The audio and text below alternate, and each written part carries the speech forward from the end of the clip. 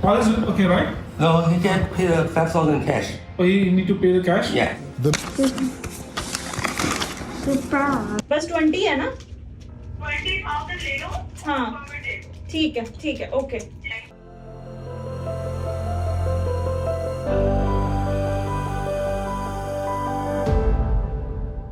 在国外生活的朋友们啊，可能或多或少的都遭遇过这个商场水果对味蕾和钱包带来的双重暴击啊。在天寒地冻的加拿大呢，又贵又难吃，几乎成了一个共识。尤其是苹果，要么是酸的让人皱眉，要么是那面面的口感啊，好像被塞了一嘴锯末。只有在心中默念一天一苹果，医生远离我这个咒语，才能勉强下咽。不过如果你尝试过一种叫 Honey Crisp 的苹果，可能就会有所改观了。这种苹果呢，尽管外表看上去和其他的种类差不多，但是一口下去啊，是脆甜多汁儿，给人一种我以前的苹果白吃了的感觉。因此啊，哪怕是这个 Honey Crisp 稍微贵一点，依然有很多人抱着宁吃仙桃一口，不肯烂杏一筐的执念，心甘情愿的被苹果刺客刺穿荷包。可是啊，就是这么一个好吃又健康的苹果，却引发了加拿大一桩长达12年之久的诈骗案，不仅是让上百人倾家荡产，多年积蓄血本无归，还让很多人移民梦碎，莫名其妙的就成了被奴役压榨的黑工。这里面呢，不仅涉及到了中国、加拿大、印度等多个国家，还有包括加拿大前副总理在内的多位国会政要参与其中，关系盘根错节，情节复杂曲折，金额巨大，设局呢更是庞大，哪怕是警惕性极高、反诈能力点满的人，都有可能会一不小心落入陷阱。下面请大家搬好小板凳，摆上瓜子花生，削好苹果，让我们一起走进这个苹果虽好吃，踩坑没商量的苹果园大骗局。这个故事呢，发生在加拿大面积最小、存在感也相对较低的省份爱德华王子岛。在这个人口满打满算只有17万人，只靠长长的跨海大桥跟北美大陆相连的岛上啊，除了风景如画的景色、壮观的红色沙滩、美丽的海景，可能最为加拿大人熟知的就是岛上的特产红皮土豆了。在这么一个一年四季除了夏天旅游季之外，其他3个季节几乎无人问津的世外桃源啊，2014年的秋天却被一个不速之客打破了平静。这个人呢，名叫 Armajid Jatana。一听这个拗口的名字，看看他这长相，大家应该就能猜出来了。他来自印度，下面咱们就简称他为 AJ。AJ 呢，并不是独自一人，而是带着他的司机和摄像师一行人绕过红沙滩、灯塔那些游客常去的打卡地，直接把车开入了岛中腹地，七绕八拐，最终在一处苹果园面前停了下来。这个果园的主人呢，是一位土生土长的当地大爷，已经在这种了快30年的苹果。整个果园占地40多公顷，上面有近1000棵树。此时呢，正是挂果期，密密麻麻的满树红苹果。AJ 带着摄影师跳下车来，也没征得同意，就在大爷的果园里咔咔一阵拍，然后从树上揪下一苹果，啃了一口，皱起了眉头。我说大爷，你这个苹果不行啊。某种程度上啊，他说的倒也没错。大爷种的这些呢，都是一种叫做 McIntosh 的当地品种，口感和味道都很一般，但是胜在产量高、耐储存。因此啊，大爷的果子除了供应岛上的商店零售之外，主要的收购商是一家专门做苹果派和苹果泥罐头的加工厂。AJ 呢，从兜里摸出了一颗苹果，说大爷，您尝尝我这个。可是人家大爷种了这么多年苹果，见多识广啊，一眼就看出了他拿出的这个是 Honey Crisp， 就是咱们开头讲的那个，味道好，价格高，属于苹果中的劳斯莱斯。看见大爷沉默不语， AJ 便开门见山地说，我是全加拿大最大的苹果供应商 Canadian Nectar Products 的总裁，这次前来就是专门找你谈合作的，我要收购你这个果园，全部给它种成这个 Honey Crisp。 一听这话呀，给大爷整笑了，你也以为我不想种这 Honey Crisp 啊？我跟你说啊，几十年前开荒这片果园的时候就考虑过了，根本就行不通。原来啊，这个 Honey Crisp 之所以比其他的苹果贵那么多，是有原因的。首先就是这个树对土壤的要求很高，各种矿物质多一点少一点都会长黑斑，影响卖相。二来呢，是这个苹果的确好吃，可是不仅人爱吃，这鸟啊、虫子的也都很爱吃啊。如果不采取防护措施，那么估计还没等成熟呢，就先被霍霍光了。而且给树上整个套防鸟防虫这个事儿呢，不仅操作麻烦，成本也比较高。最后也是最重要的一点，就是这种苹果呢非常娇气，稍微有那么一点磕碰就会损伤果皮，进而整个坏掉。所以在采摘的时候必须一个一个的用人工来，不能用机器。而这一条直接就劝退了没有三头六臂的大爷。但是这些在 AJ 眼里看来都不是个事儿。他拿出了一份曼尼托巴大学的论文，上面显示爱德华王子岛上面的红土富含铁元素，是苹果生长中必不可少的营养物质。而潮湿的海风不仅能够减少灌溉次数，还能帮助苹果树扎根更深，更加强壮。有了这些天时地利的因素，只要每年略施肥料，树就能层层长，苹果结得嘎嘎多。至于收苹果，那就更不是个事儿了。俺们印度别的不说，人那是肯定多。到时候俺从老家给你摇一船人过来，几千棵树，简直就是小意思，分分钟给你摘得干干净净。听了他这么一通忽悠大爷的确有点心动了，可是呢又舍不得把自己那些已经种了几十年的果树砍掉重栽。正犹豫着呢，只听 AJ 言语间突然有了几分威胁：你要是不跟我们合作也没关系，不过我的果园终归是要开的，等隔了几年我的树开始结果了，你种的这些又便宜又不好吃的苹果可就没什么销路喽。想想那些开在麦当劳旁边的汉堡店，你不会也想和他们一样的下场吧？这话不说则罢，大爷是听了火气就蹭的起来了。啥？搞个苹果居然还让你搞起垄断来了？于是呢，他二话不说就把 AJ 给赶了出去，并且放下狠话，就算所有的苹果烂树上，也绝对不会把果园卖给他。可能是看大爷敬酒不吃，AJ 大笔一挥，真就在大爷的果园旁边买下了一大块地，面积足足大了2倍有余。AJ 的这个 Canadian Nectar Products， 我们就叫它花蜜公司他们这果园成立当天搞了一个特别盛大的仪式，爱德华王子岛的省长 Robert Dees 亲自到场，加拿大前副总理 Sheila Copes 等一众政商要员也不远千里前来捧场。现场呢，更是邀请了10多家媒体前来，亲眼见证了果园种下了第一排苹果树。在致辞环节， AJ 拍着胸脯放下豪言，不仅要让全加拿大人民都吃上美味的苹果，还计划出口印度，让老乡们都做到苹果自由。第二天呢，当地的报纸大标题就是花蜜公司将会把爱德华王子岛变成全球最大的苹果生产基地。很快旁边的果园大爷就感受到了 AJ 带来的压迫感。随着他源源不断的投资呢，整个地区的地价也跟着升值了，就连带着大爷每年要交的地税也开始蹭蹭的往上涨。那按照这个速度，还等不到 AJ 的苹果树结果呢，大爷的果园就会被挤兑破产了。为此大爷找来了律师，想要告 AJ 以及其名下的花蜜公司非正当竞争。但是呢，律师调查了一圈下来之后，劝大爷还是忍了吧，这个官司打起来难度太大了，而且很有可能会鸡蛋碰石头。为什么这么说呢？首先就是这外部压力实在是太大，省政府的胳膊肘往外拐爱德华王子岛呢，地小人少，除了旅游资源引以为傲之外税收和在众议院的席位都排在末尾。好不容易来了这么财大气粗的投资方，肯定是会好吃好喝的供着，政策上也是一路开绿灯，生怕 AJ 和他的公司给跑了。而另一个隐性原因呢，就是这花蜜公司的来头真的不小，不仅是前面提到的前副总理 Sheila 自己就是股东之一，还有另外好几个国会议员都持有公司的股份。公司的股东开会堪比迷你版的国会山庄而至于他是如何拉到这么多政界人士入股的， AJ 说这完全是苹果的功劳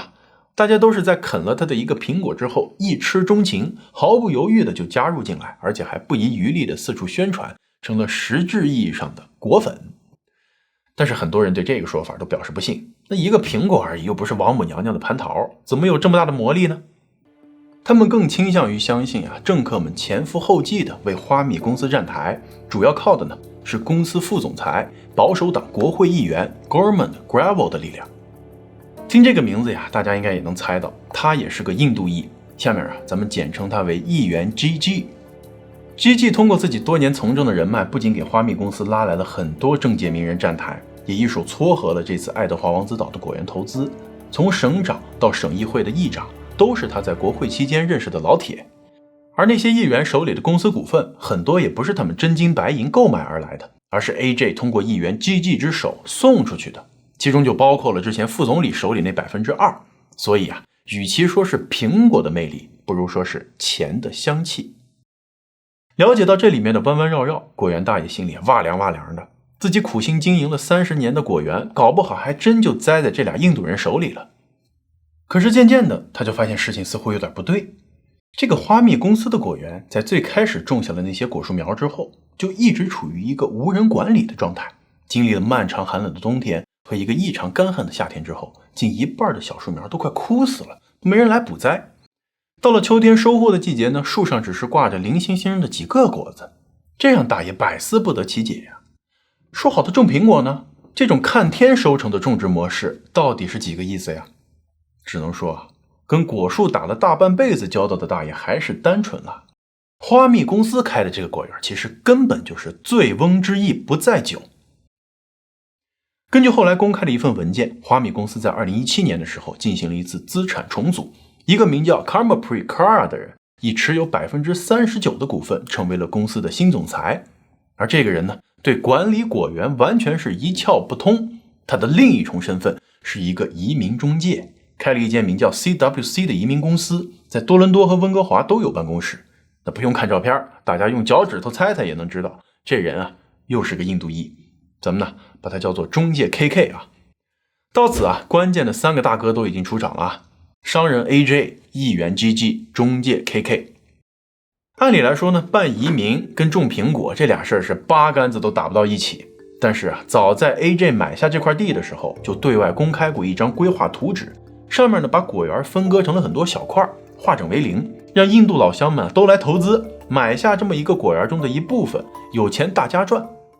而这事儿啊，到了中介 KK 手里就被进一步的细分了，在小果园中又画出更小的迷你园，最小的呀，可能上面只有2-3棵树而已。可能看到这儿啊，有小伙伴会想了，这几棵树能干啥呀？就算是只给自己家吃，从爱德华王子岛送回去的运费都不够啊。可是啊，在中介 KK 的网站上，这事儿就成了加拿大政府融资项目，投资首选，一笔投入，全家享受，1年回本，3年移民。这树上结的哪是苹果，而是一张张加拿大枫叶卡。但是呢，买几棵树就能全家移民加拿大，这事儿的离谱程度啊，堪比20多年前曾经在中国流行过的买1平方英寸美国土地当上美国地主的骗局。由于他这个网站的主页上啊，有众多加拿大政坛大人物的合影做宣传，还真有很多印度老乡们排队种草，里面既有抱着几棵树又不贵，万一成了呢这种心态的富裕阶级，也有很多啊是满怀改变命运的梦想，把家里的地和牲口都卖了，换成大洋彼岸那2-3棵小树苗的老百姓啊。可是呢，甭管谁来，投进去的钱是通通打了水漂。由于单笔的诈骗金额并不高，而且呢，这中介 KK 有深谙打一枪换一个地儿的套路，在印度啊骗了个盆满钵满不说，还能在警察的眼皮子底下全身而退。因为知道那些被骗的受害人这辈子都不可能来到加拿大亲眼看到他们买下的苹果树，所以呢，这中介 KK 啊，通过地契造假的方式反复售卖。不仅如此啊，还动用3寸不烂之舌，以环保和支持本国农业为由，吸引了不少加拿大本地人慷慨解囊，以认领捐助的方式啊给树冠名，就主打一个只要我的镰刀够快，就能在全球转着圈的割韭菜。但是啊，在勤勤恳恳的骗了好几年之后，就算这些苹果树是摇钱树，也差不多让他给摇坏了。眼看着收益越来越少，中介 KK 决定开辟新的捞钱赛道，而这次啊，是从一则招聘广告开始的。在他的 Facebook 上依然挂着这份招聘广告的全文呢，上面明确说需要招55到60个果园采摘工人，无需经验，年龄18到60岁即可，包吃包住，每小时的时薪15加元，每周工作6天，一共40小时，干得好还有奖励。工作地点是美丽的爱德华王子岛，岛上最大最专业的苹果园，安全福利有保障，还能在休息的时候免费游岛。总而言之啊，6个字，活少钱多速来。对于很多没技术没学历语言不过关的三无人群来说，这样的工作简直是天上掉馅饼啊。于是呢，不少人争相报名，而来自中国的刘先生就是这里面的一员。刘先生带着女儿于2021年来到加拿大，主要原因呢是女儿患有自闭症，希望能够让她有一个更好的教育环境以及进行矫正治疗。可是啊，父女二人落地温哥华没多久，就踩上了移民路上的第一个大坑。给女儿办理入学的学校其实并没有接收此类特殊需求孩子的资质，也没有专业的老师进行引导，只能把她插班进了一个普通的班级。结果女儿上学还没几个月呢，就被学校劝退回家了。而更令刘先生感觉雪上加霜的是啊，之前中介给他办理的所谓的陪读签证，其实就是最普通的 visitor visa 旅游签证，既不能上学又不能打工，父女二人就这么落入了坐吃山空的窘境。而在温哥华这个消费高、房租更高的地方，他们从中国带来的钱明显是坚持不了太久的。所以呢，当刘先生看到了这个招聘广告的时候啊，几乎没怎么犹豫就拨打了电话。毕竟在当时疫情的冲击下，这样几乎完全没有任何门槛的现金工简直是凤毛麟角。哪怕工作地点是远在加拿大另一头的爱德华王子岛，哪怕广告上说只提供免费的印度食品，他也觉得可以接受。刘先生最初的想法呢很简单，趁夏天赶紧挣点钱，9月份开学再给闺女找个靠谱的学校，让一切走上正轨。但是当他按照电话上的指示来到中介 KK 位于温哥华的移民公司后，才发现这事儿啊可没他想的那么简单。负责接待的女士在了解了他的情况后啊，操着一口印度口音的英语跟他说，你这不行啊，我们这工作尽管没什么门槛，但最基本的工签还是要的，不然不就成打黑工了吗？听了这话呀，刘先生一脸失望。正在他准备离开时呢，接待员的一句话又让他心中重燃了希望。申请个工作签证呢倒也不难，我们这儿啊就可以帮你办。不仅如此啊，他还给出了一个更具诱惑性的方案。爱德华王子岛那边的技术工人移民非常稀缺，移民政策也相对宽松，只要有合法签证，连续工作6个月以上，就可以通过省提名的方式申请移民了。他呢还设身处地的为刘先生着想，说像你这种情况啊，只要身份落实了，女儿也可以跟着一起拿到永久居留权，到时候不管是上学还是医疗都免费，能省下一大笔钱呢。本来是找工作，却被对方忽悠着办移民，这样的转变让刘先生多少有点措手不及，再加上之前有被中介坑过的经历，所以他觉得这事儿啊还是得仔细考虑考虑才行。结果第二天，移民公司的那个老板中介 KK 就亲自打电话给刘先生，强调说这机会非常难得，名额有限，那些印度老乡们可都是排队等着呢，如果你不赶紧做决定，这坑位可就要让给别人了。看见刘先生还是有点犹豫， KK 直接给他的邮箱里发了几张照片。你看，给我们果园站台的可是爱德华王子岛的省长、国会议员，那个个都是响当当的大人物，他们可都是我们公司的股东，那给你一张枫叶卡还不是小菜一碟吗？哎呀，谁叫我看上你们中国人的勤劳肯干呢？我这可是赔本啊，把价格给你打下来了，3万加币就能帮你拿工签办枫叶卡，我印度老乡都是5万啊。在这一番电话轰炸下呀，刘先生终于动摇了，觉得用3万来换全家移民也算得上是一个非常合算的投资了。而且他觉得之前被华人的移民中介给坑了，这次换一个印度人的应该总能靠谱点吧。结果没想到啊，比起先前踩的那个坑，他这次面对的可是一个无底大洞。在之后的几周里，中介 KK 以手续费、住宿费、工作保险等各种各样的名义向刘先生要钱，每次都是上千，而且呢都只收现金。就这样前前后后花出去了近1万元，别说枫叶卡了，连工签的影子都没见着。刘先生也不是没怀疑过这里面可能有猫腻，但是之前他签的合同里就明文规定，如果单方面毁约的话，那给出去的费用是一律不退的，这沉没成本实在是太高了，因此也只能硬着头皮在这条路上走到黑。终于啊，中介 KK 通知他，工作签证已经给他申请下来了，但是呢，他必须要结清2万尾款之后才能拿到。这一次啊，刘先生终于是留了一个心眼儿，在出去交钱的时候呢，偷偷拍下了整个交易的过程。只见对方在一张一张清点了那些100元大钞，并且验明真伪之后啊，一个女人在电话里头用印地语指示说，收2万块，把工作签证给他。बस 20 है ना? 20,000 ले लो। हाँ, ठीक है, OK。拿到这份来之不易的工作签证后，刘先生终于可以动身前往爱德华王子岛。考虑到女儿在温哥华无人照顾，所以呢也带上了女儿一起，自己掏点钱自费女儿的食宿也行啊。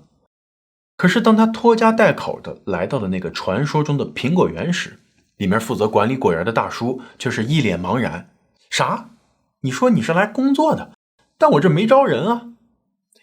说起这位名叫 Rod 的管理员大叔啊，他是来自于渥太华附近的一个苹果种植世家，从2014年开始受雇于花蜜公司，一开始呢是作为技术顾问，后来给升到了管理层。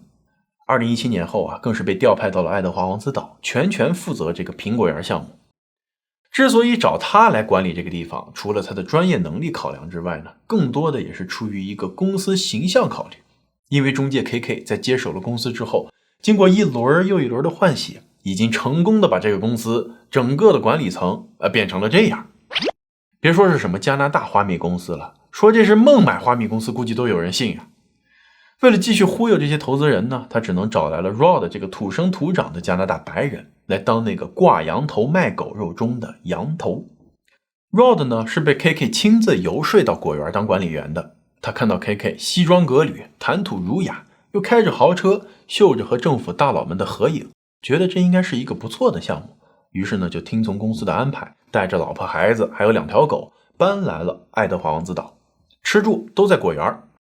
在他的勤恳工作和经验加持下呢，几乎荒废的果园终于有了点样子，这果树多年积累下来的营养不良也得到了改善，虽说收成依然不好吧，但是好歹能够看着点果子挂在树上了。因此啊，他看到过来找工作的刘先生的时候呢，也有点懵。先不说现在根本没到收获的季节，就凭每棵树上那稀稀拉拉的几个苹果，也没到要专门请人来采摘的程度呀。刘先生父女俩远道而来， Rod 一时间也不知道该咋办，联系花蜜公司呢也无人接听，于是他只好想办法安排2个人在附近的一个小屋先勉强住下，等待公司的下一步安排。结果公司那边的回话没等到，第二天这一开门啊，又发现门口又来了好几个跟刘先生一样从外地赶过来上工的人。在之后的几天里，过来的人源源不断，不仅有中国人、印度人，还有墨西哥人。很快啊，这果园门口站了16、17个人，里面很多人都不会讲英文啊，但是呢，都比比划划的向 Rod 表示，我们要工作，我们要吃饭，我们要住宿。说白了，那 Rod 不过也是公司里的一个打工人而已啊，这几样要求他也没法给变出来呀。而中介 KK 则跟突然掉线了一样，人间蒸发，是电话不接，短信不回，就留下可怜的 Rod 来收拾这个烂摊子。无奈之下呀， Rod 只能想办法求助于岛上一个社区公益组织，看看他们能不能想想办法帮助安置这些人，或者让他们就近打点零工什么的。结果却发现，这些人手里的工作签证尽管都是真的，但是属于 close work permit， 也就是说他们只能为这家花蜜公司工作，别人雇佣他们都属于违法。不过啊，这类 close work permit 上面明文规定，如果是外籍劳工，那么公司必须负责他们的食宿、交通等生活日常开支，而且每周的工作时长和薪水也需要符合加拿大本地的劳动法。而最重要的一条是啊，申请这类专项工作签证的费用应该是由雇主来支付，不得向劳工进行收费。也就是说，大冤种刘先生花了3万加币的天价买了一张本来应该完全免费的工作签证，而那些跟他差不多同一时期过来的印度工友里，甚至还有人花了5万加币。只能说在坑蒙拐骗这个问题上，这中介 KK 还真没对他的同胞心慈手软。那这么多人围在这儿也不是个事儿啊，这公益组织的协调员就劝说这些人跟花蜜公司打官司维权啊。结果呢，听到了风声的 KK 终于现身了。他解释说啊，一切都是误会，是公司人事协调处理不当造成的啊，马上给这些人安排住宿，下周就能在果园工作了。可是呢，转过头来就明里暗里的威胁这些人，如果真要打官司的话，你们身上的工签可就作废了，别说是后续移民，分分钟给你遣返回去都是有可能的。那一听这话，包括刘先生在内的所有人立马闭了嘴，乖乖的跟着 KK 来到了那个所谓的员工宿舍，其实就是一个库房改造成的大通铺，又闷又脏，毫无隐私可言。这些大老爷们糙汉子也就罢了，刘先生带着女儿住在这么一个乌烟瘴气的环境里，简直是苦不堪言。而在吃上面呢，就更加让人难以忍受了。KK 以尊重大多数印度人的宗教信仰，不能吃肉为由，把原本就很低的伙食费压到最低，那天天吃素，吃的人脸都快绿了。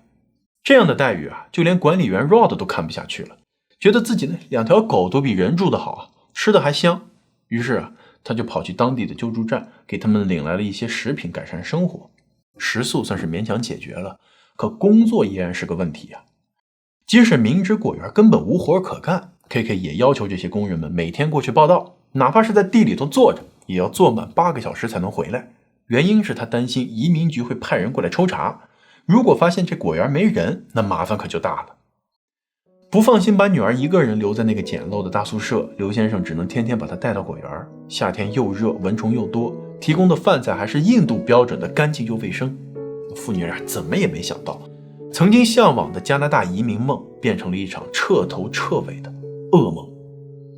可即使是这样， KK 居然觉得这些人还能有压榨的空间，于是呢，派了个会计过去向工人们收取工资。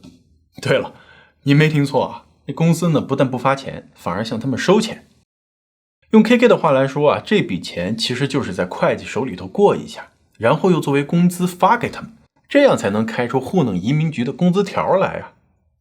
更过分的是啊，有人找到了网上几年前的爆料帖，所谓的6个月拿枫叶卡根本就是无稽之谈。中介 KK 这些年来啊，以投资、办工签、办移民为幌子，坑了一批又一批的人，活脱脱一个苹果园版本的杀猪盘啊！面对工人们的愤怒， KK 也终于露出了无赖嘴脸。有本事你们去告啊！我当初可是只承诺了给你们工签，没保证让你们又能有工作还能赚钱，更没说能移民啊！他甚至还说啊，我可没干什么违法的事儿，这加拿大的法律就是这么宽松，这可怪不得我。他甚至干脆把管理员大叔 Rod 给开除了，觉得他作为一个工头，居然帮着工人说话，实在是吃里扒外。就在工人们叫天天不应的时候啊，刘先生之前偷录的那段录像终于派上了大用场，因为他清楚地录下了对方要求付2万块钱才能给工作签证，那在法律上这已经是属于严重的移民欺诈违规了。2022年，在接到了以刘先生为首的工人投诉之后，加拿大边境局和劳动局终于联合起来，对这花蜜公司展开了调查，最终裁定这公司存在欺诈和虐待劳工的行为，包括刘先生在内的31位工友补偿性的获批1年的 Open Work Permit， 意味着他在未来的1年当中可以合法的在加拿大的任何地方自由从事任何的工作。刘先生和女儿也终于离开了爱德华王子岛那块伤心地，搬去了多伦多租房打工，生活也终于开始有了起色。只是他之前支付给 KK 的那3万块加币，到现在都没能讨回来。都说是吃一堑长一智，估计父女2人的人生经验里头从此会加上一条：远离印度人，远离黑中介。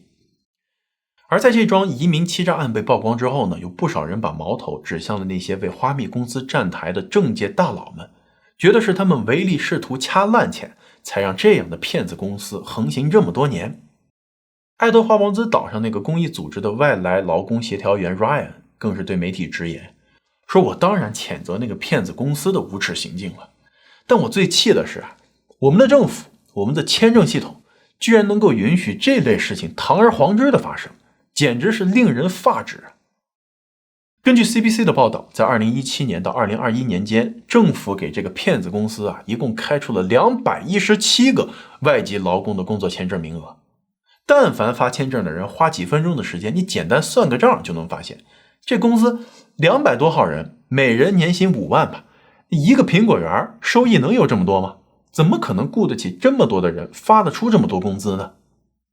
也有人指出一个开在小岛上的果园居然能够向政府申请到200多位外籍劳工的工作签证名额，那这里面肯定离不了那位前副总理还有什么议员在里面的助力啊。不过这俩人呢，很快就在媒体面前把自己的责任摘得干干净净。那前总理施拉表示，自己早在2017年这中介 KK 入驻公司之前，就把手里的股份全部转让了，对之后发生的一系列诈骗案是一无所知，也不知道自己的照片一直被挂在官网上做宣传。那议员 GG 则表示呢，自己一直是人在温哥华，根本就不清楚另一头爱德华王子岛上发生的这些破事儿。当年呢，纯粹是公司老板是自己的一个远房亲戚，抹不开这个面子，才担任了这个公司的宣传代言人。那这些年1分钱分红都没见着不说，现在出事了又找到他头上，实在比窦娥还冤。话说回来啊，在这一遍又一遍的踢皮球和推卸责任之后呢，整个事件中唯一受到点惩罚的就是那个中介 KK， 不过也仅仅是暂时的吊销了他的移民顾问执照而已。面对工人们要求的退还之前办理工签费用的要求，他再度展示了什么叫做死猪不怕开水烫，要钱没有，打官司随时奉陪。他的 Instagram 上面显示，在被吊销了执照之后呢，他开始转战社交媒体，成立了一间网红孵化公司，自己亲身上场拍了一系列 low 到不能再 low 的宣传视频，号称能够让人月入15万，亿万富翁不是梦啊。而他名下那个花蜜公司到目前为止还在继续聘请外籍劳工，为他们提供工作签证和工作机会，不知道之后还会有多少人掉入他的这个招工陷阱。而花蜜公司的前任总裁 AJ 后来被曝光去了爱德华王子岛隔壁的 New Brunswick， 继续用收购果园投资为理由拉人入局，前后有10多人被骗，其中被坑的最惨的呀是一个多伦多的包头大爷。当了一辈子会计师给人报税的他呀，本来可以在退休后安享晚年，结果却被 AJ 忽悠着，花了整整200万加元买下了一个50多公顷的苹果园。AJ 在拿到钱之后拉黑跑路，一气呵成，只留下大爷对着一院子要死不活的果树欲哭无泪，真是做到了什么叫做老乡见老乡，不骗你骗谁。而整件事情中的正能量担当，那个为工人们出头讨公道的 Rod 大叔，在被公司开除后还被拖欠了大半年的工资呢，老婆也因此跟他离了婚，最后只能加入了讨薪大军，用切身经历体验了一把好人没好报。整个事件中唯一笑到最后的就是那个一开始固执己见，坚决不跟花蜜公司合作的果园大爷，在苦苦坚持了几年的高地税之后终于熬到了花蜜公司的泡沫破裂的那一天。自家种的苹果呢，虽然算不上什么高档货，但却保持着稳定的产量和销量，细水长流的给自己一家带来收益。最后想多说一句，就是爱德华王子岛呢，近些年来频频爆出和移民相关的丑闻。有一对华裔姐弟通过开汽车旅店的方式呢，帮500多人进行了移民地址的造假，还帮400多人的投资移民出具假信息，涉及人员超过1000人，涉案金额更是高达3000多万，规模比起这次的花蜜公司骗局来是有过之而无不及。结果呢，就是爱德华王子岛在2018年永久叫停了投资移民项目。这些个无良中介真的就是走自己的路，把别人的路堵死了不说，还不忘加个铁闸门，直接给焊死，真的是缺德到家了。最后希望大家不管是在移民还是在投资上牢记天上不会掉馅饼，不光要防着掉馅饼，也得提防着点天上突然掉下来的苹果好了，感谢您收看本期的 MR 档案，如果觉得视频不错，别忘了点赞订阅支持我们一下。怎么了？下期再见。